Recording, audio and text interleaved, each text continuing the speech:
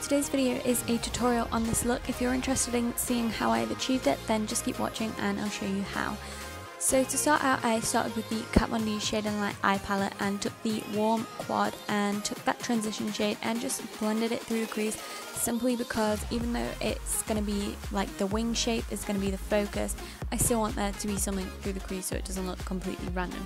Then going in with the first deep shade in that quad, also taking that through the crease, not too opaquely. I'm just doing kind of like a sheer layer of that in my crease, and you can see I've put that tape there so I can get a precise line. Then I'm mixing these I'm mixing all three of the dark shades because I didn't want something too warm. I wanted it to be quite neutral, and then I'm kind of blending that on the outer corner, just repositioning that tape because I felt like it wasn't positioned correctly. And yeah, just blending that on the outer corner to start deepening that up. I am not going to map out the wing completely yet, just going to deepen up that as I would with a regular halo eye. And I did the same thing for the inner corner. This brush is going to pack that colour on quite densely. It's from Real Techniques and it's like a 3-pack of duo fibre brushes. So just deepening that colour up, and then we're going to move on to blending that out again, because you don't really want it just to be the harsh line where you're creating the wing shape. You do want it to be blended slightly above that too. Then I took the lid shade, and this is the Carli Byble X BH Cosmetics palette, and I'm taking the two darker highlighting shades and just packing that on the center of the lid. These colors are beautiful and I love them for the lid because they're too dark for my skin tone to highlight with.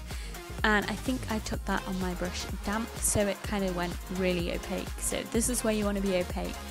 Then I took, this is actually a brow pomade, but I just used it as if it were a brown gel eyeliner, and I started mapping out that outer wing. So you want to keep the wing on the outer and inner corners, you don't want to take it right through the center. So I just dragged it up to the tape and then started dragging it in through the crease to create that nice kind of wing shape. Then I started blending it in towards the middle of the eyelid, and it was quite tricky, but if you just keep working with it then it will blend out nicely. Then I did the same for the inner portion of my eye, and I didn't start directly on the inner corner. I still wanted to be able to highlight my inner corner, and yeah, you can see where I'm positioning that, so it's not too difficult. Then I went in with the dark brown shades and set that brow pomade gel liner situation down with that, and that's just going to help also blend that brown into the halo, kind of the middle of the eye area, so it's not harsh in any way. The only place that we want it to be harsh is right at the edge of that wing and the outer corner and the inner corner.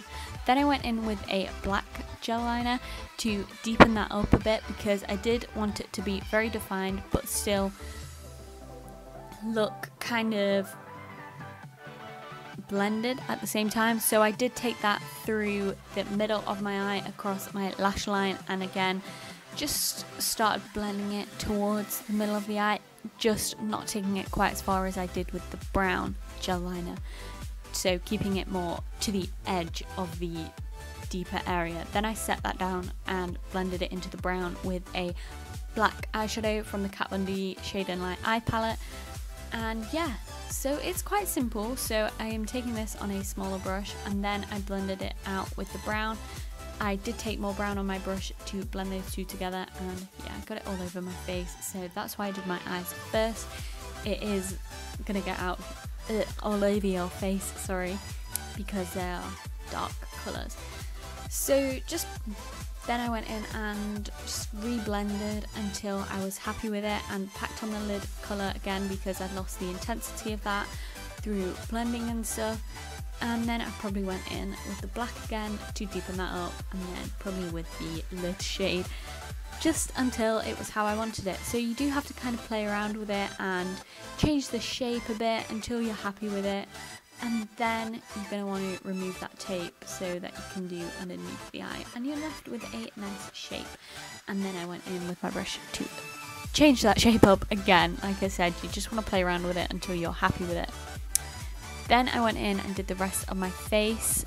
No, I didn't. I took black on my tight line and probably applied some mascara, and I blended that a little out a bit because I realised that the tape made that very harsh and I didn't want it to be super harsh there, just on the wing shape. So yeah, curling my lashes and applying mascara. You could have applied lashes with this, I just chose not to because I thought it was dramatic enough on its own. Then I'm going to go on to the lower lash, and I did it really simple for the lower lash line, but still kept with the halo shape. So I took those deep browns again and just put those on the inner and outer portion of my lower lash line and left the centre of my lower lash line blank. So yeah, very easy, and I did apply mascara there too to my lower lashes.